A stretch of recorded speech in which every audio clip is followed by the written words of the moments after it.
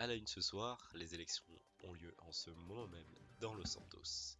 Les résultats seront prononcés ce samedi et les trois candidats à la tête de la gouvernance sont M. McCormick, M. Macmillan et M.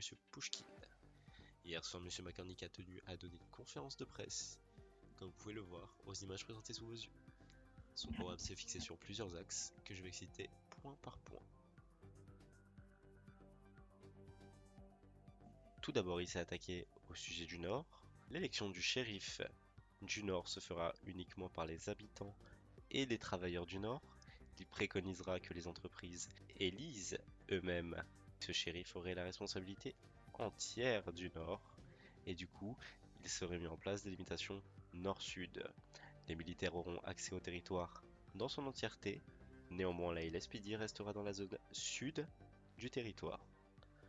Par la suite de sa conférence de presse, M. McCormick a tenu à aviser la population qu'il serait ouvert à toute discussion, qu'il était disponible et qu'il voudrait créer des rassemblements toutes les 2 semaines pour débattre des sujets en vigueur.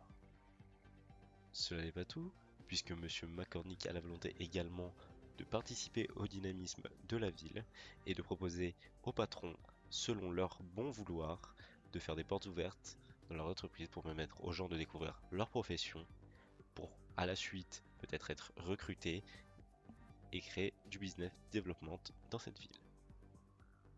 Et pour terminer sur les derniers 3 points du programme de M. McCormick, il a choisi le maintien de la loi sur les 7 employés par entreprise, et pour cause il se justifie pour garder la diversité des emplois à Los Santos et permettre toute cette variété d'emplois pour toute la population, et assure qu'il y a assez d'emplois pour toute la population de Los Santos, même avec les 7 employés qui restent figés.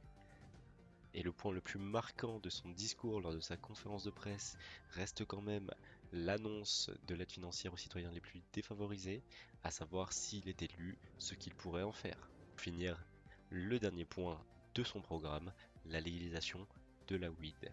Il autoriserait 5 joints par personne, ce qui pourrait en faire sourire certains.